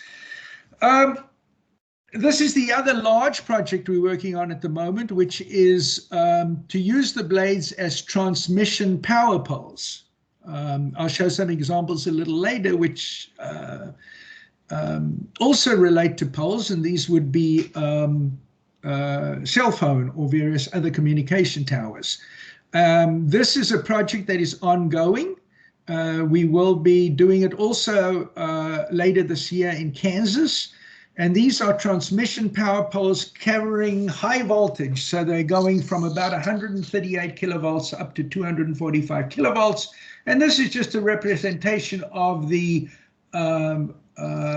test setup that we intend to use to test this kind of this application in the field. So we're quite far ahead in realizing our project, which started about 4 years ago, probably the same time as the Sony project. What else do you need in repurposing? Well, you need a great imagination. And we found that most people have pretty good imagination. When you see the blade and you say, oh, what can you use it for? People come up with a lot of good ideas. But you have to take those good ideas and you have to make them into graphical images that that people can deal with. So we got a great group of students at Georgia Tech and also a student previously at Queen's University Belfast, Matthew Nickel, Alex Puff, Chloe Kernicki, and Shaksi Kakad, who have been working more recently on more products. At the Rewind event that was held in Town and Gown about a month ago, we discussed more of the issues and items in this atlas, but there are probably about 40, 50 different items that we have envisioned, and there I'm sure are plenty more. So here's what we're looking at now. Finally, we get to the noise barriers. Now, when Terry mentioned to me, oh, I see that you have noise barriers in your a proposal for reuse of turbine blades, that sounds great because we have a problem with noise in the city. So when I heard noise barriers, in fact, when we thought of noise barriers, we were thinking of the noise barriers that you typically see on the side of a highway, which are used to protect a neighborhood, for example, from highway noise. We weren't specifically thinking of the problem that you guys are discussing here, which is products for urban construction fences, or hoardings as they're called in some other parts of the world. But here's the visualization of how you could use pieces of these blades as, say, a highway or parkway. We have a number of highways and parkways in New York City that might need these kinds of barriers. So you could use them as fenestrated kind of barriers like this. These are, for instance, the end parts of the blades.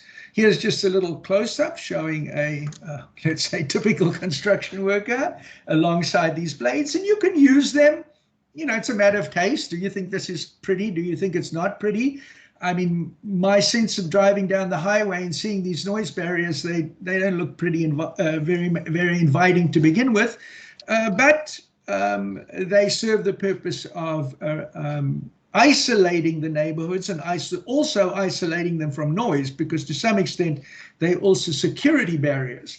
And this is up in the eye of the beholder. You can arrange them in all sorts of interesting shapes and sizes to create a barrier type of structure. Here you can lie them down sideways, and here's potentially a construction site on Route 01. And the picture has been flipped around, I'm sorry to say. I'm sorry, folks. I don't know why my Outlook is on. And you could use them in such a configuration. Once again, showing that it would be quite easy to build. Here's yet a third configuration where you would use pieces in both horizontal, both, if you will, perpendicular and parallel to the roadway types of constructions. In an urban environment, I guess this is in some senses, a image of a construction site or enclosing a completed site where a building has already been built. You could imagine some of these. I don't think this is necessarily a viable, well, not viable, but it will take width. As you see from the shape of the blades, they are not flat. And to get a flat section that doesn't take up space, because given the confines of New York City and construction, we can't spend too much, we can't use up so much space on these fences, although we do have numerous other structures. We have these construction sheds, sidewalk sheds, which are used for basically local law 11 scaffolds all over the city, and we have various other kinds of chutes and construction materials that are needed on construction sites that could be reusable parts of the blades. Just quickly, seeing we're talking about the Sonyc 2, we've also sort of imagined how you might use the blades in the future as either cell phone towers, or now that I hear that we're measuring noise, or for any other kind of sensor that could be placed in a neighborhood. Once again, this is in the eye of the beholder. There is clearly a reuse and a circular economy concept relative to this. These are highly engineered products that go out of service long before they reach their structural or material life due to a variety of reasons, and can be reused as major structures. Some people think they are good looking, others maybe not. You could also use them out in more rural areas. Of course, we show them here as white, but they can be painted in any color. And you can also place various types of instruments and or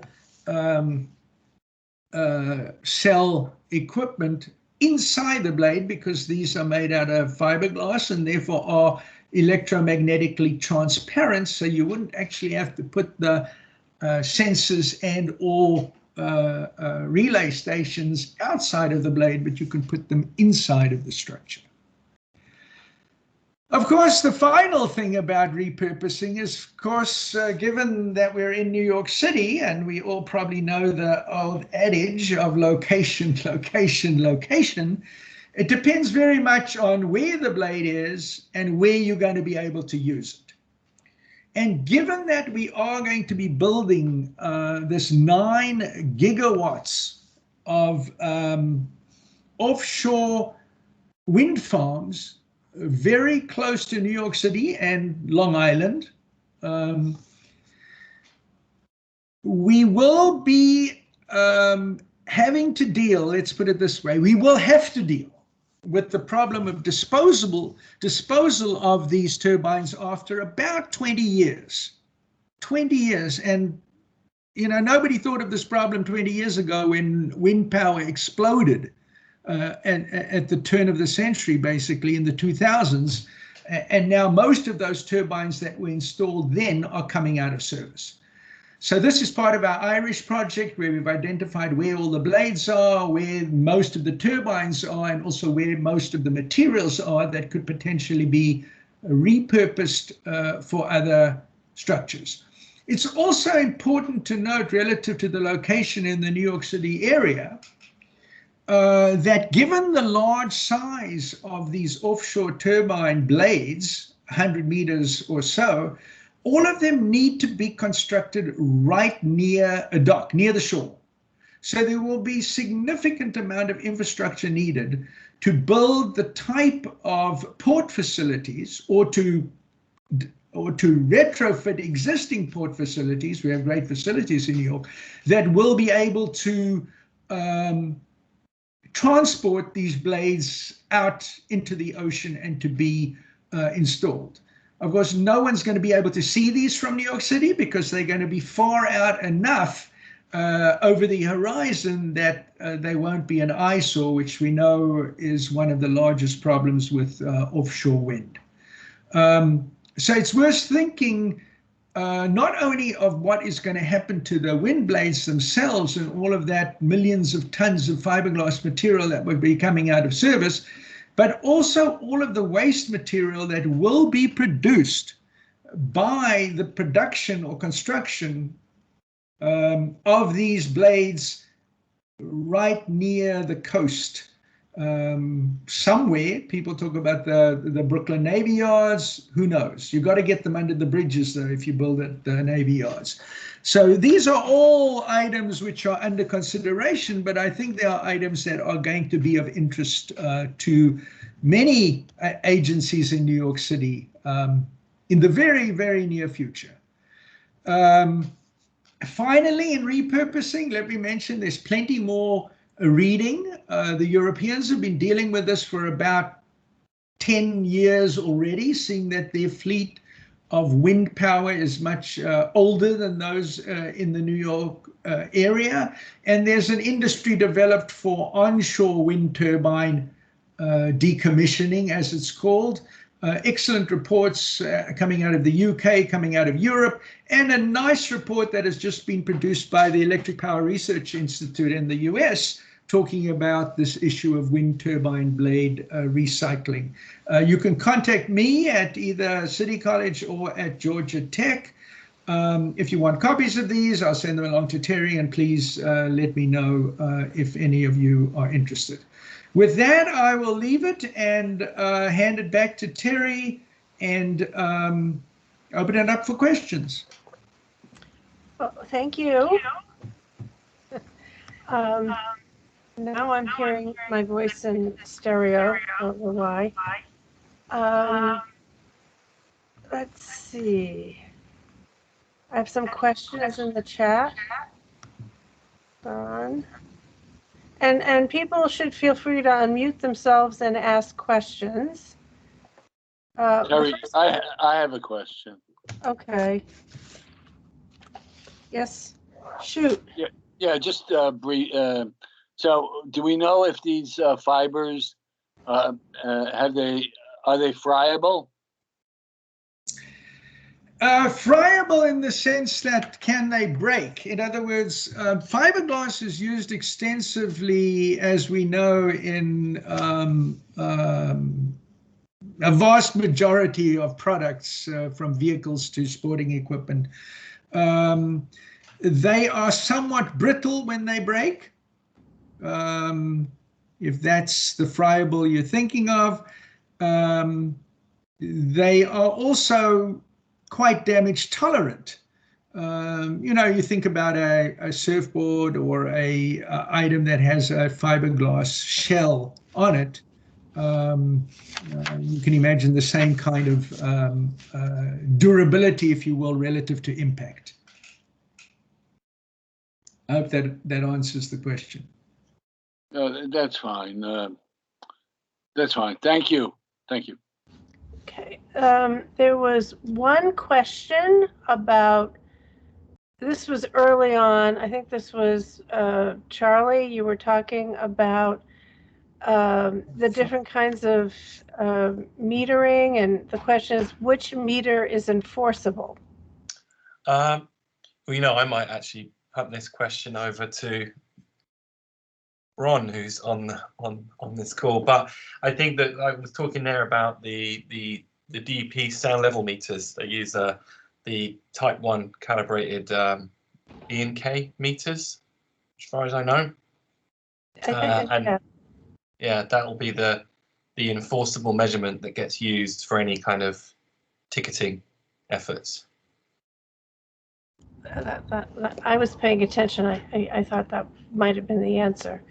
And then, let's just get back. The idea that we had for using them on construction projects was not necessarily for enforcement purposes. And in fact, that was a big question among the agencies that were thinking of putting their projects up. The idea for the pilot was just to get the data in to the system. It was not for enforcement purposes. And it was also, should there have been a problem on noise, our contractors are obligated to mitigate the noise. So there would be the ability to test the impact of mitigation strategies for a censored project, but it was not intended for enforcement. It was intended for information or education purposes. And there's also a hope that there may be, maybe this is a pipe dream, but there may be some form of self-regulation that might go on. Is that if these projects are sensed up, and the GC knows that there'll be more self-regulation where they will try and mitigate themselves. I don't know if that's the case, but that's always the hope. And I suppose, we could test that if we ever get to that point. Which, Charles, whenever you're ready to talk about the MOU, you let me know. For the future. And then there seems to be a self-resolved question about the website where Chinatown Noise. Graham, you sent the link. Let's see. And those are all the questions that came in through the chat. Are there any other questions? Graham, did you get a grant from AARP? We did have a grant from AARP, a very small one, which is where we did the work for the Sounds of Chinatown.com, which was, and I have to say, most of that work was done by Yiling and the folks at CISA. So that was kind of the test case for our partnership. But yeah, on that one, we've used that to present the data from Chongpak as we have it, but also to begin to look into education and mitigation with respect to activities that are happening down there. Thank you. Okay, so Can everyone hear me? I have a question for Lawrence, maybe, about the blades. oh, good. Yeah, my name is Aaron from DNV. We're a renewable energy consulting firm. And so I'm wondering, out of all these examples of repurposing blades, has there been one that's kind of head and shoulders above the rest, past testing and into implementation, that we can say we successfully repurposed this blade and it works and the result is satisfying to everyone? Like, what's the best example you can think of? Well, the best examples are in Europe. So there have been some nice looking bike shelters. You can imagine them over the city bikes. I'm happy to send you some links and pictures. They are in those reports. There have been lots of attempts at pieces of furniture, which are not really structural in any way. There are a few projects that were done by an architecture firm in the Netherlands related to masts or little benches that could be made out of these. I guess our bridge will be the first bridge to be completed, and also our transmission line will be the first transmission line to be completed using the blades. Happy to follow up with more information. Aaron? Yes? Were you at because I recognize your name, were you at the one in March? I believe I was. Because if you go back to that invite, there's a document where I have a lot of images that Larry's been talking about. Okay. Pretty much, if it exists, and Larry sent it to me, it's in that document. They're actually very beautiful. But, park, playground. Playgrounds, yeah, playgrounds. Okay. So the pictures are actually there of things that have been done in real life. Yeah. What I'm trying to get at is, like, how much of this waste are we going to be able to repurpose? It seems like small applications, mostly. Towers seems more promising, but I mean, with all this volume of blades, are we going to even make a dent in all this by repurposing them, or? No, we do what we can. Right. Yeah, I think we can make a dent. Obviously, you can't really repurpose all of it. The blades cost over $1 million each, and to just grind them up, I think, coming back to Charles's question about friable, I think now I know where he was getting. Can you grind it up like concrete? Can you use it as recycled aggregate? Well, you could, but then you got $1 million piece of aggregate, not a concrete piece of aggregate. So, and your point is well taken relative to how much of the blade you can use.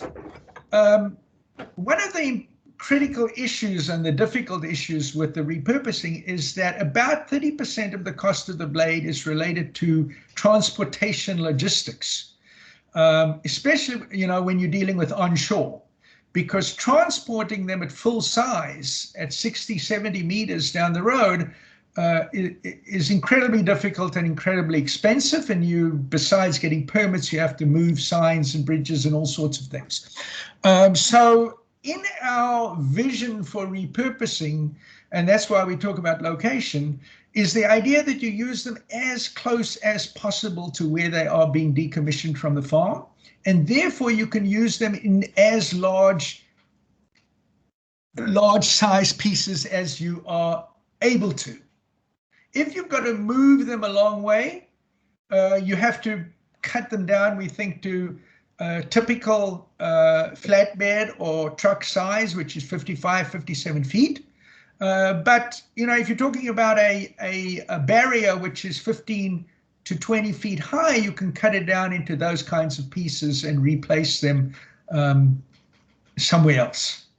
But that's it's a very critical question relative to the commercial viability of this repurposing. At the moment, wind farms are paying about $1,000 a ton to get rid of their blades. And they are really not too worried about where they go. And this is what's causing the problem. We can still landfill them, but states are becoming less and less enthusiastic about landfilling, of course. And Germany has completely banned landfilling of these blades, and they have the oldest generation blades around. And so they're dealing with this right now. What are they doing instead? They are using the cement co-processing. So they are burning them in cement plants. Oh. But the problem with that is there is only one cement plant in the whole of Europe. That's near Bremerhaven, near Germany. It's a little town called Lagerdorf. It's a Holcim plant, and they have to then transport the blades or be cut up into pieces to a processing site, which then grinds them and tips them down into little pieces and then into smaller pieces that can be used as what do they call them? Recyclable fuels or refuse-derived fuels, RDF, refuse-derived fuels. So they're burning them, basically. And this which is not why, great. Which is not great. Yeah. This is the reason I invited Larry to this event, to do sort of a reprise of the last presentation. Construction is always happening in New York and will likely happen. And if We hope. we hope, yes. And the more we can introduce this material into the construction process because of its noise absorption capacity, it just seems like that to me, that and I know there are a lot of things that need to be dealt with. I mean, there has to be a beneficial use designation for this material, which there is not yet, but I don't think it would be that difficult because we're talking about the larger pieces. I had a conversation with the woman at State DEC, and so she thought the larger pieces would be less of a problem than the smaller pieces, and grinding it up. And if we can get the construction industry, because the things I've learned from Charles, plywood, and you see them, it's used all over. I assumed it was all going straight to the landfill, but I do know they reuse it. But my guess is that this stuff is even more durable than a plywood. There might be, and so it would last longer in the construction cycle. It just seems like, and there are, there was the scaffold competition in Bloomberg. You see some of them up, to make them look nicer. The sheds, you see them, they're kind of, I don't know, but those blades look like they could fit within the just normal scaffolds, which are not always construction. Sometimes you're right, it's for buildings that are going to fall down unless somebody does something about it, but also construction, the scaffolds, the construction fences, on infrastructure projects, adding them to the barriers, what do you call them, the Jersey barriers, to increase. It just seems to me, and I'm not an engineer and I'm not an architect, so please forgive me, it just seems like that it has to be possible. And the cell phone, I know we're looking at 5G designs for 5G cell towers, and I get that there are space issues, but it just seems like those seem like a slam dunk for me. Like that is what we should be looking at. And so if we can generate the demand on the public side, on our construction projects, on our other uses, that's how you make a bigger dent. Because all of Larry's Rewin's ideas, and in that document from the last event, I actually identified what city agencies, the use could go to. The Parks Department for the sheds, maybe the little bridges, not over the highway. That's probably a bad idea right now, but the bike racks for the shelters. It just seemed, and in that, if you could look at the Rewind, and I think in the document that you all have, there's in one of the footnotes, there's a link to this Rewind document, the atlas, the design atlas. And all you need to do is kind of look at the possible reuses and think about how we could start using them in the city as a material that will, at least at the beginning, be fairly cheap, because everybody, it's not a thing of value yet, Just seems to me it's there, and if it works structurally and we can do it, we should try to do it. And then we make a dent, because as it is, our landfills in New York State, they don't have enormous excess capacity. So there you go. And NYU, we do one of them on a construction project, and you can measure it. So any other questions? So basically, for those of you who have stayed on, and I thank you, if you have thoughts, send them to me on anything, because that's what Town and Gown does. Because we're going to try to move this forward as best we can. The Sonyc project and the turbine reuse. I met Larry. How long ago was it? 5 years ago, maybe. At least. He came with another professor who, the other professor was talking about recycled concrete aggregate, and Larry was talking about wind turbine blades. It's like, I could maybe get my head around recycled concrete aggregate, which I have done by now. And I just couldn't figure out what to do with wind turbine blades until our construction demolition working group expanded to include materials that aren't construction demolition waste. Biosolids from the wastewater treatment plants, we've added nearshore dredge, now we've added wind turbine blades.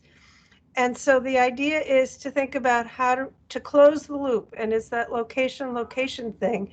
If these things are going to be decommissioned nearby, we should be able to take advantage of them in our capital projects, the city capital projects and private capital projects. But we just need to, and we're ahead of this curve. It's not happening tomorrow, wind turbine blades, right? Right, Terry, I think I sent you an article that the original reuse was to use it for roadway barriers. It's not something that DEP is interested in, but it makes a lot of sense if it's not overly friable, because I'm always thinking about the health effects. If it's not over that reason, yeah. So if it's used for roadway barriers, if you go to Long Island to Great Neck and past Great Neck, there's a lot of road barriers, and they sound very durable, and that might be someplace to look. That where the space and the land permits, roadway barriers for noise. If they do have an absorptive value, also that would be great. And that's something to look at. There were papers on reuse for roadway barriers. Right. But then if you break it down further and you use them on construction projects, that was kind of the idea. But I think we've done enough for today, unless there's, and I really invite you all to get back to me with your thoughts, because I'm not letting go of this one, either one, okay? And the NYU people know that. I don't give up. Well, I would like to just thank the NYU folks, the Sonic Sea, for gate crashing the event. When Terry asked me to come to this, I said, well, what do we have to say? These guys have been doing this for a while. And, I only thought of, maybe you could put these sound sensors on these things as poles. But, there might be other ways of collaborating. But thanks for letting us talk a little bit in your event. And if you have any other ideas, happy to talk more. Okay. Thanks, Lawrence. Thank you, Lawrence. It was brilliant. Thank you, everyone. So if you would all get off, I'm going to do the, administrative stuff like stopping the recording and a few other things. Okay. So you all leave. Bye. Bye-bye. Thank you. Bye. Thanks. Thank Terry. you very all. much. Thank you, Terry, for hosting. Thanks, Charles. Yeah. Thanks, Terry. Thank you. Bye. Bye.